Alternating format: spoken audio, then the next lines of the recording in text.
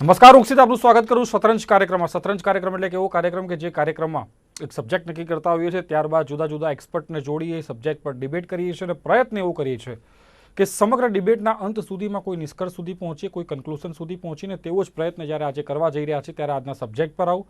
આજના સબ્જેક્ટનું ટાઇટલ લેવામાં આવ્યું છે અનલોક 3.0. નવી ગાઈડલાઈન આવી ગઈ છે, આજથી લાગુ પણ થઈ ગઈ છે. શું શું મોટા ફેરફારો છે એના પર એક નજર કરી લઈએ ફટાફટ. ગુજરાતમાં 1 ઓગસ્ટથી રાત્રિ કર્ફ્યુ હટશે. સાથે જ દુકાનો રાત્રે 8 વાગ્યા સુધી ખુલ્લી રહેશે. એસઓપી મુજબ જીમ અને યોગા સેન્ટર 5 ઓગસ્ટથી ખુલશે. સાથે જ અન્ય બાબતોમાં કેન્દ્ર સરકાર દ્વારા જે ગાઈડલાઈન આપવામાં આવી છે તેનું પાલન કરવામાં આવશે. અને શાળા, કોલેજો, ટ્યુશન ક્લાસીસ નહીં ખુલે હાલ પૂરતા. સિનેમા હોલ પણ નહીં ખુલે.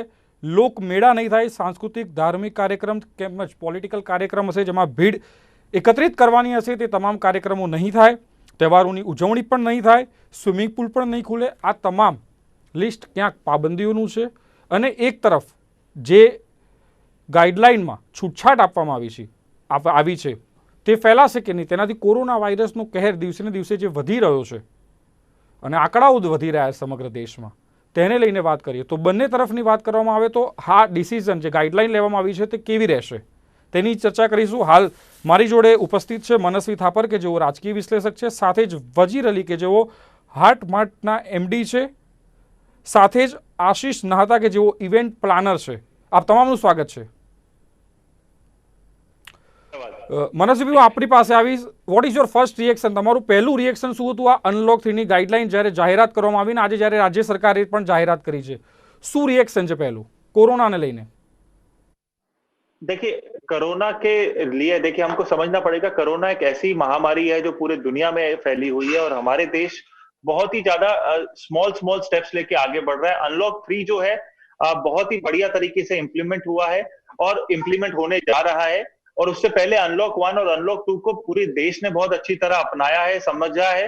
और हमको नहीं पता, देखिए कोरोना में एक ट्रायल एंड एरर मेथड चल रहा है. क्या चीज सही है, क्या चीज गलत है, ये आने वाला समय बताएगा. पर गवर्नमेंट जो है और साथ में लोग जो हैं बहुत ही ज्यादा नाप तोल के अपने अगले कदम रख रहे हैं. इस चीज की बहुत खुशी है. समझदारी से कदम रख रहे हैं, ये बहुत खुशी की बात है. अभी हमको सोशल डिस्टेंसिंग का जो नॉर्म है, स्टैंडर्ड ऑपरेटिंग प्रोसीजर जो है, उनको सही तरीके से फॉलो जरूर करना है. ये शुरुआत है अनलॉक 3 की तरफ. ये अनलॉक इकोनॉमी को करेगा, अनलॉक विजन को करेगा 2020 की, अनलॉक साथ में एम्प्लॉयबिलिटी को करेगा. ये एक अपॉर्चुनिटी भी है, पर साथ में कॉन्शियसली इस अपॉर्चुनिटी को हमको अपनाना है. ये नहीं है कि इसको फ्री फ्लो में हम लोग चले जाएं, हम सारे नियमों का भंग करते जाएं, स्टैंडर्ड ऑपरेटिंग प्रोसीजर को. इसका मतलब ये बिल्कुल नहीं है कि हम मास्क पहनना भूल जाए. इसका मतलब ये बिल्कुल नहीं है कि सोशल डिस्टेंसिंग हम ना रखें. ये सारी चीजें रखते हुए हमको अनलॉक को अपनाना है और सावधानी के साथ आगे बढ़ना है. अगर हम सावधान नहीं रहेंगे तो कोरोना हमारे पे भारी पड़ेगा. इसलिए हमको ना कि एक और चीज मैं जो कहना चाहता हूं, 10 सेकेंड आपसे और लूंगा, कि देखिए इसमें हम लोगों ने देखा है सरकार की तैयारी, लोगों की तैयारी. कोरोना की जंग हम तभी जीत सकते हैं जहां पे सरकार और जनता का सहयोग एक साथ होगा. जब तक ये दोनों मिलके, हम लोग दो लोग हैं, एक सरकार है और एक जनता हम लोग है. अगर हम लोग साथ नहीं देंगे सरकार का तो भी हम हारेंगे, और सरकार हमारा साथ नहीं देगी तो भी हम हारेंगे कोरोना से ये जंग. कोरोना से जंग जीतने के लिए हमारे को एक साथ चलना है, एक दूसरे का साथ देना है, स्टैंडर्ड ऑपरेटिंग प्रोसीजर्स को फॉलो करना है, आईसीएमआर की गाइडलाइंस फॉलो करनी है, डब्ल्यूएचओ की गाइडलाइंस को फॉलो करनी है, तभी हम कोरोना से जंग जीत पाएंगे. જી બિલકુલ. વજીર અલીજી, હું આપની પાસે આવવા માંગુ છું. આપ હાટી માર્ટના એમડી છો. ખાણીપીણી, રેસ્ટોરન્ટ, હોટલનો તમામ બિઝનેસને આપ ઘણા વર્ષોથી જોઈ રહ્યા છો અને છેલ્લા લોકડાઉનનો પીરિયડ ગણીએ 2 કે 2.5 માસનો, ત્યારબાદ હજુ પણ ક્યાંક રેસ્ટોરન્ટને 10 વાગ્યા સુધી છૂટછાટ આપવામાં આવી છે. ક્યાંક વધુ સમય માટે માંગણી પણ હતી અને ક્યાંક રાજ્ય સરકારે તે માંગણી ઠુકરાવી છે. આપ શું માનો છો, કેવા પ્રકારનો ફટકો પડશે આપણી ઇન્ડસ્ટ્રીને? હા, એ સસુરભાઈ, હમણાં કદાચ જેમ મનસ્વીભાઈએ કહ્યું કે આપણે બધું ધ્યાન રાખવાનું છે અને તેના સાથે સરકાર પણ પગલા રહી રહી છે, સાથે આપણે પણ પગલા, આપણે આપણા પ્રિકોશન લઈને ચાલવાનું છે. અને આપણો જે સવાલ છે કે જે હમણાં 10 વાગ્યા સુધીમાં જે છૂટછાટ અપાઈ રહી છે, તો મને એમ લાગે છે કદાચ જો 11 વાગ્યા સુધી હોત તો વધારે બેટર હતું. કેમ કે શું છે કે જનરલી કોઈ પણ માણસ જમવા માટે બહાર નીકળ્યો હશે તો એને એટલીસ્ટ એટલો ટાઈમ તો એને રેસ્ટોરન્ટમાં જશે. તો માઇટ બી 11 વાગ્યાનો હોત કે 12 વાગ્યાનો હોત તો ધેટ વિલ બી બેટર. તેમ છતાં આપને પણ ખ્યાલ હશે અને બધા લોકો જાણી રહ્યા છે કે હમણાં રેસ્ટોરન્ટ ઉદ્યોગને બહુ મોટો ફટકો પડ્યો છે કોરોનાના કારણે અને લોકડાઉનના કારણે. કેમ કે ઘણા બધા લોકોને ઘણા બધા રેસ્ટોરન્ટ કદાચ 10%-15% રેસ્ટોરન્ટ બંધ કરવાનો વારો આવ્યો છે એવું કહી શકાય.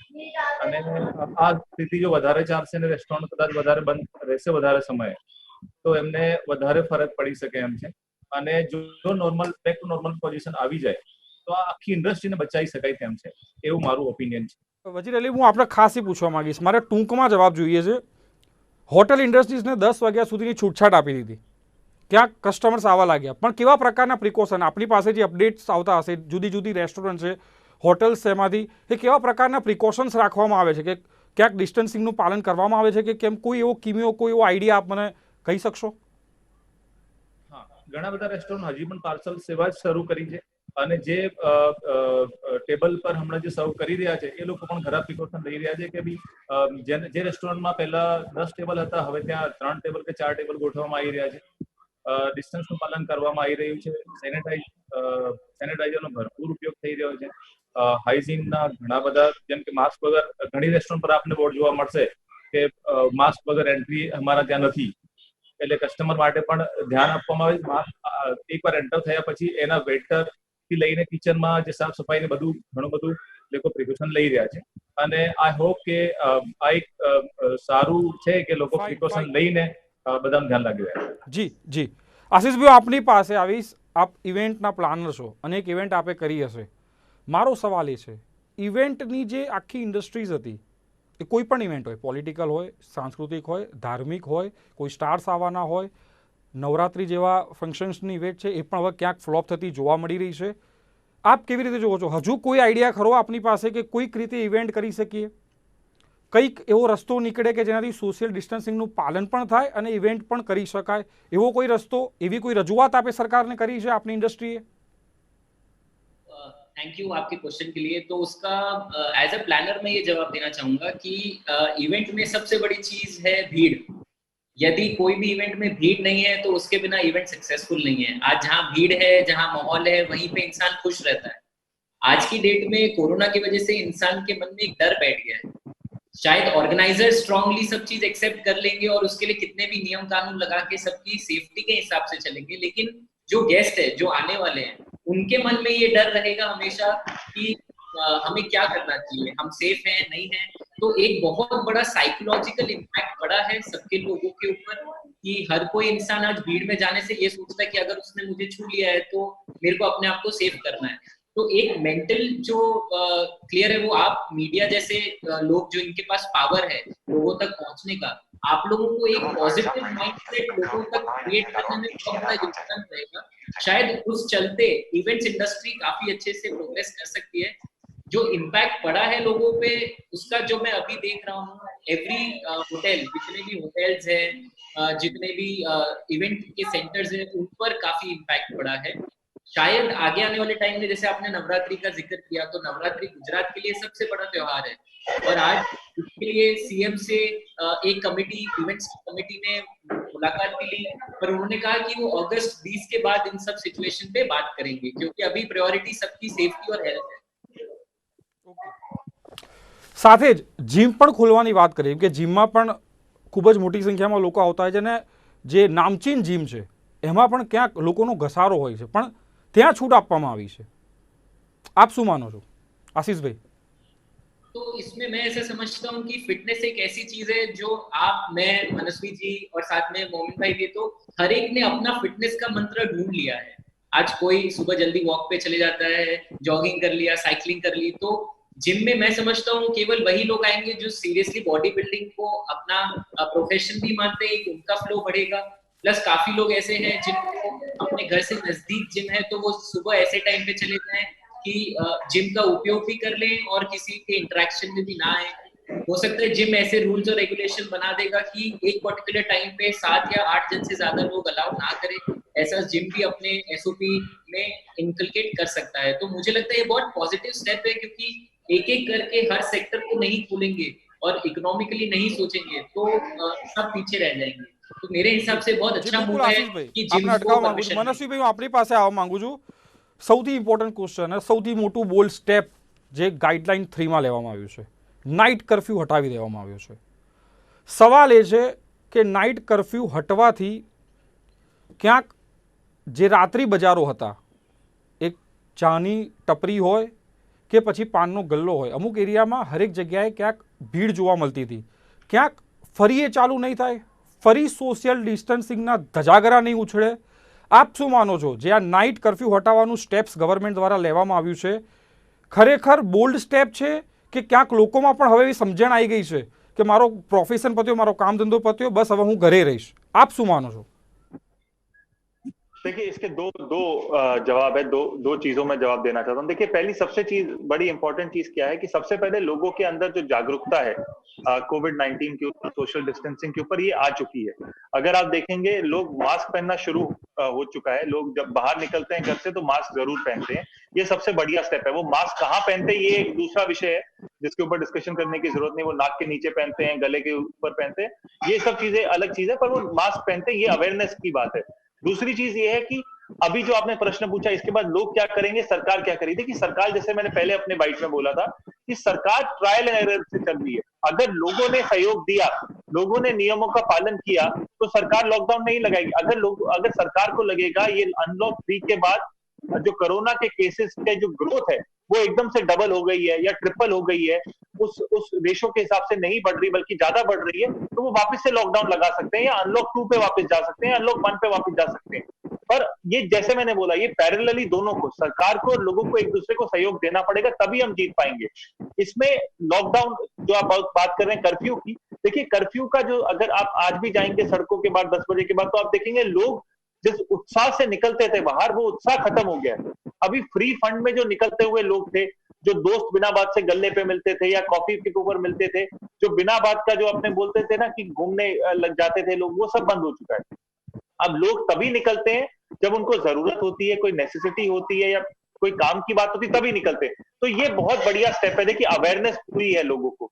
आज के समय में 23 मार्च से लेकर आज तक मैं ये नहीं बोल सकता कोई आदमी ऐसा होगा जो बोलेगा मुझे कोविड-19 के बारे में नहीं पता. पूरी अवेयरनेस है, लोगों को पता है, लोगों को ये पता है उनको क्या करना चाहिए, क्या नहीं करना चाहिए. अब जिम्मेदारी दोनों की है.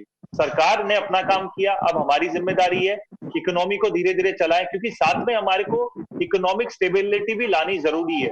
और जिस तरीके से बहुत लोगों ने कहा है, WHO भी कहता है, हमारे बहुत सारे मंत्री और मिनिस्टर्स और चीफ मिनिस्टर्स भी कहते हैं कि कोरोना के साथ जीना हमको सीखना पड़ेगा. अब ये एक ऐसी महामारी है जो हमारे जीवन का हिस्सा बन चुकी है, और 4 महीनों में हमको कोरोना के साथ रहना कैसे है ये हमको सीख चुके हैं. अब इसके साथ जीना सीखना पड़ेगा. अगर कोरोना हो गया है तो किस तरीके से क्वारंटाइन रह के, आइसोलेशन में रह के अपने आप को ठीक करना है, अपनी इम्यूनिटी बढ़ानी है. एक खुशी की बात हमारे देश में क्या है, जो अफ्रीका के देशों में भी है, कि हमारा जो मोर्टेलिटी रेट है बहुत ही कम है. जैसे अगर यूरोपियन नेशंस की बात करें या नॉर्थ अमेरिका की बात करें, साउथ अमेरिका की बात करें, वहां पे मोर्टेलिटी रेट ज्यादा है, हमारा मोर्टेलिटी रेट बहुत कम है. तो ये खुशी की बात है. और हमारे यहाँ पे रिकवरी रेशो भी बहुत ज्यादा है. तो इन सब चीजों से हमारे लिए ज्यादा घबराने की जरूरत नहीं है, इससे समझने की जरूरत है.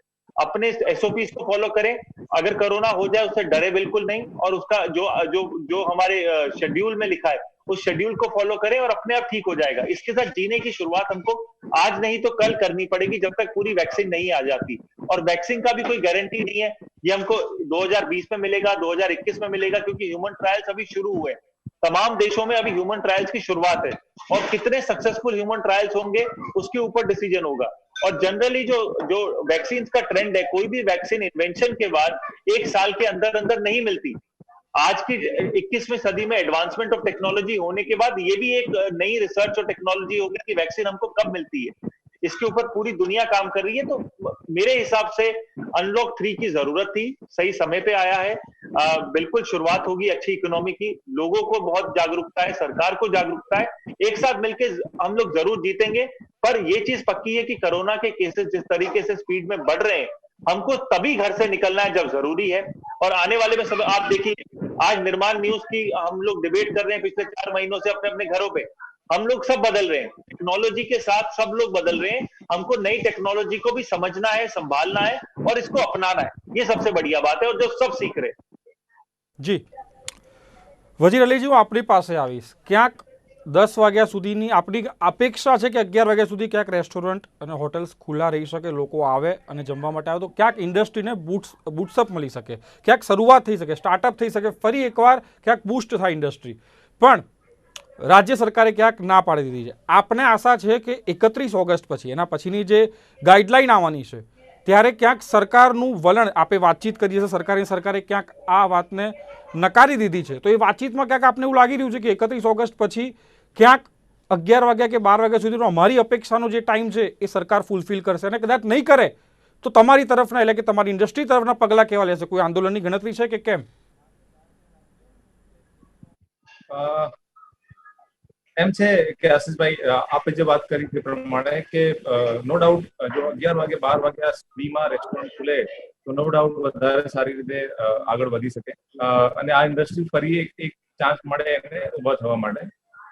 રહી વાત આંદોલનની, આવા સમય પર એવું છે કે આવા સમય પર જો આપણે બધા હળી મળીને કોઈ કામ નહીં કરીએ તો મતલબ સરકાર પણ આજે આ પગલાં લઈ રહી છે, સરકાર પણ એમના હિસાબથી જે પગલાં લઈ રહ્યા છે અને આપણે પણ આપણા જો પગલાં લેવા જોઈએ. સરકારને આપણે રિક્વેસ્ટ કરી શકીએ કે વધારે સારું, આ ઇન્ડસ્ટ્રી, દરેક ઇન્ડસ્ટ્રીમાં આજે ફરક છે અને આ ઇન્ડસ્ટ્રી પણ પાર્ટ ઓફ ઇન્ડસ્ટ્રી છે અને બધા આપણે ઇકોનોમીમાં એક મહત્વનો ભાગ ભજવતું ઇન્ડસ્ટ્રી છે.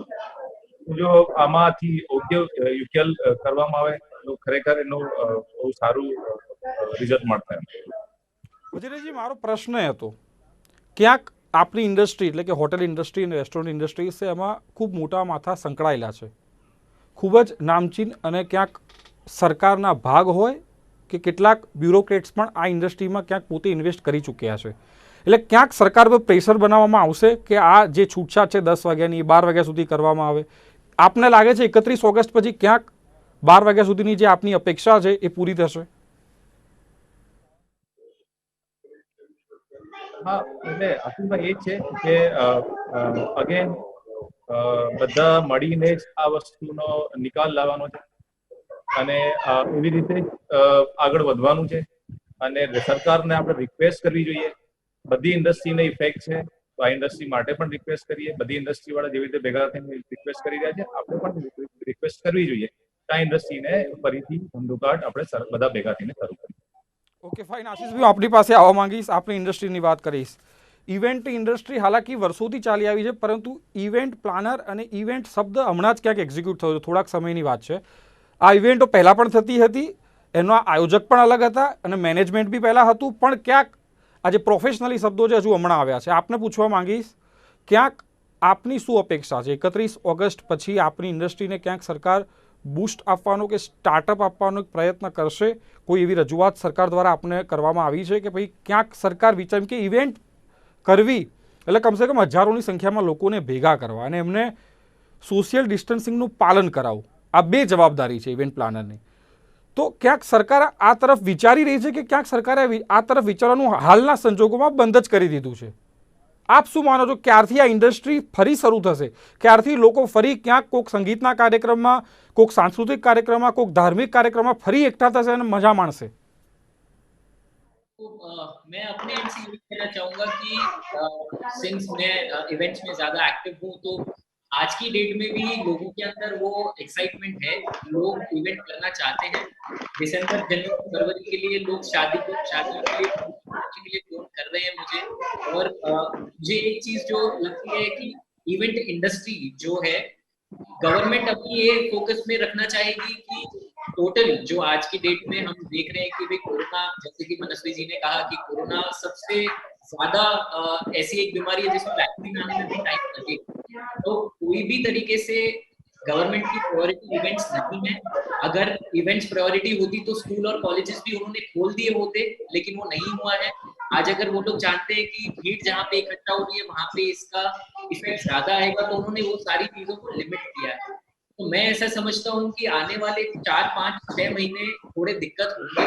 लोगों को समझना पड़ेगा कि ये माहौल हम जैसे आदरणीय प्रमुख मोदी जी ने भी ये कहा था कि जान है तो जहान है. तो ये चीज को हमें ध्यान में रखते हुए इससे पहले ध्यान रखना पड़ेगा कि अगर आज हम अपने आप को सेफगार्ड करते हैं और इवेंट्स के बारे में नहीं सोचते हैं, मेरे को पता है ये बोलते हुए कि मेरे को बहुत दुख हो रहा है, लेकिन इवेंट्स इंडस्ट्री भीड़ की काम है. उसमें अगेन मैं यही अपने आप को दोहराना चाहूंगा कि आज की डेट में इवेंट्स को लेकर के हर आदमी रिलैक्स है। 50 लोगों के बीच में अगर वो इवेंट कर रहा है तो वो खुश है। आगे आने वाले टाइम में हो सकता है ऐसा हो कि जहाँ 1000 की कैपेसिटी है वहाँ 1000 की जगह पे वो लोग 300-400 की परमिशन दे दें कि जिसके पास जितनी बड़ी जगह है उसके सवाल हिसाब वही से। आपको मैं आपको मतलब મારી વાત મારો સવાલ એ છે સાહેબ, ક્યાંક હજુ સરકાર એ વિચાર કરી રહી છે કે ક્યાંક 50ના બદલે 300-500 સુધી ઇવેન્ટ કરવા દેવાની એવી કોઈ ગણતરી છે કે પછી સરકાર ઇવેન્ટમાં હજારો લોકોને ભેગા કરવાનું અને ક્યાંક એ ઇવેન્ટને સક્સેસ બનાવે કે જે પણ છે વિચારી જ નથી રહી સરકાર? મારો સવાલ એ છે, વિચારી રહી છે કે નહીં? मैं नहीं समझता अभी बिल्कुल, क्योंकि प्रायोरिटी पे ये नहीं है। आज अगर इवेंट प्रायोरिटी पे होता तो एजुकेशन ऑलरेडी एक बार आ चुका होता, परमिशन दे दी होती। तो एक्सेप्टेंस नहीं है, गवर्नमेंट इस पे अभी नहीं सोच रही। हो सकता है अगस्त एंड में, सितंबर में, तब वो लोग एक विचार रखें और अक्टूबर से वो लोग एक छूट दे दे कि भाई 100 जन या 150 जनों की आप भीड़ इकट्ठा कर सकते हैं। पर अभी 3 महीने तक ये प्रायोरिटी ઓકે नहीं। ફાઇન, આપણે અટકાવવા માંગીશ મનસ્વી, આપની પાસે આવવા માંગીશ। ઇકોનોમીની વાત કરી લઈએ, કેમ કે ફક્ત હોટેલ ઇન્ડસ્ટ્રીઝ નહીં, ઇવેન્ટ ઇન્ડસ્ટ્રીઝ નહીં, એડવોકેસી નહીં, આવા અનેક ટુરિઝમ ઇન્ડસ્ટ્રી છે, આવી ઘણી ઇન્ડસ્ટ્રી છે કે જેને હજુ પણ સ્ટાર્ટઅપ મળ્યું નથી અને એ ઇન્ડસ્ટ્રીમાં હાલમાં જ જોડાયેલા લોકો ક્યાંક સફર કરી રહ્યા છે। જે એસ્ટાબ્લિશ્ડ છે એમને જાજો વાંધો આવે એવું નથી, પણ જે હમણાં જ આ ઇન્ડસ્ટ્રીઓમાં જોડાયેલા લોકો છે એમને ક્યાંક તકલીફ પડી રહી છે, લોકો આ સફર કરી રહ્યા છે ફાઇનાન્શિયલી।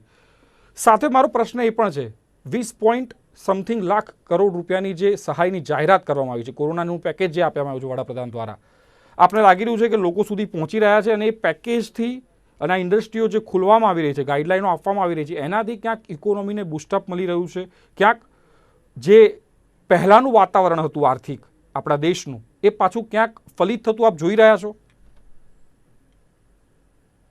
जैसे कि मैं समझाऊं, आपके दो प्रश्न है, वॉइस ओवर के कारण शायद मेरे को पूरा सुना नहीं। दो प्रश्न है। एक प्रश्न ये है कि जो लोग सफर कर रहे हैं उनका क्या होगा, और दूसरा प्रश्न ये है कि जो सहायता प्रधानमंत्री जी ने दी है आत्मनिर्भर भारत स्कीम के ऊपर, उसका क्या बूस्टअप मिल रहा है कि नहीं इकोनॉमी को? बिल्कुल। तो पहले प्रश्न का मैं बता, देखिए मैं खुद एक वकील हूं और मेरे को पता है कि कितनी तकलीफ है। मेरे वकील भाई बहन अभी उस दौरान से जा रहे हैं। बहुत ही डिफिकल्ट सिचुएशन है एट प्रेजेंट हमारे लिए, और इस सिचुएशन से निकलते निकलते हमको समय लगेगा। और साथ में हमारे वकीलों ने, हमारी जुडिशरी ने बहुत इनोवेट भी किया है। हम लोगों ने ऑनलाइन वकालत शुरू हो चुकी है, जुडिशरी सपोर्ट कर रहा है। एक लर्निंग प्रोसेस था पहले 1-2 महीने, अब इसमें धीरे धीरे हम एडवांसमेंट स्टेज पे आ रहे हैं। बाकी सारे प्रोफेशन में भी लोगों ने अपने आप को इनोवेट करने की कोशिश की है, लोगों ने सोशल डिस्टेंसिंग बनाने की कोशिश की, पर जरूर जो 4 महीने पहले, मार्च से पहले, 23 मार्च से पहले जो हाल था, वैसी स्थिति कब आएगी, या वो स्थिति तो हमारे हमको पता ही नहीं था कि हम स्वर्ग में रह रहे थे, और आज हमको पता चल रहा है कि कोरोना के बाद जिंदगी टोटल बदल चुकी है। हम सब चाहते हैं कि 23 मार्च से पहले की जो सिचुएशन थी वापस नॉर्मलाइज हो जाए, पर उस स्थिति को अचीव करना एक बहुत बड़ा टास्क है। टास्क इसलिए क्योंकि जब तक वैक्सीन नहीं है, जब तक पूरा क्योर नहीं है, तब तक हम वहां पे नहीं पहुंच सकते। वो एक आइडियल सिचुएशन है। हमारा जो पास था मार्च के पहले का, वो एक आइडियल सिचुएशन है। वहां तक पहुंचते पहुंचते शायद हमको 6 महीना, 4 महीना और लगेगा, क्योंकि अभी हमारे को क्लियरिटी नहीं है, पर लोगों ने जीना जरूर सीख लिया है कोरोना के साथ। दूसरा प्रश्न जो है आपका आत्मनिर्भर भारत के ऊपर, मैं उस पर आना चाहता हूं। देखिए, कोई भी स्कीम का इमीडिएट इफेक्ट नहीं दिखता। ये स्कीम के साथ अनलॉक 3 तक हम पहुंच चुके हैं। स्कीम अनाउंस हो गई थी, उसके बेनिफिशियरीज जो हैं वो धीरे धीरे लास्ट आदमी तक पहुंचेगा। अभी इमीडिएटली अगर हम बोल रहे हैं कि सबको इसका बेनिफिट मिल जाए, नहीं मिलेगा। इसको धीरे धीरे सेक्टर वाइज बेनिफिट मिलेगा, धीरे धीरे क्लास वाइज बेनिफिट मिलेगा।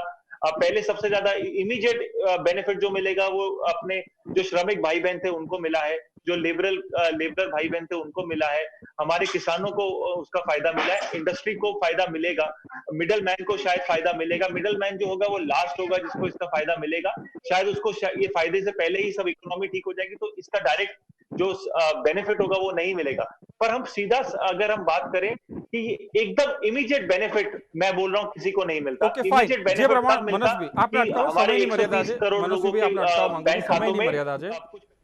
મનોજભાઈ આપને અટકાવવા માંગુ છું, જે પ્રમાણે આપ કહી રહ્યા છો કે ક્યાંક હજુ થોડો સમય લાગશે, સરકારે જે જાહેરાત કરી છે એ ખરેખર છેલ્લા માનવી સુધી પહોંચે છે કે નહીં એનું તારણ કાઢવું અને ઇકોનોમીને બૂસ્ટ મળે છે કે નહીં એના તારણ કાઢવામાં ક્યાંક હજુ થોડો સમય લાગશે।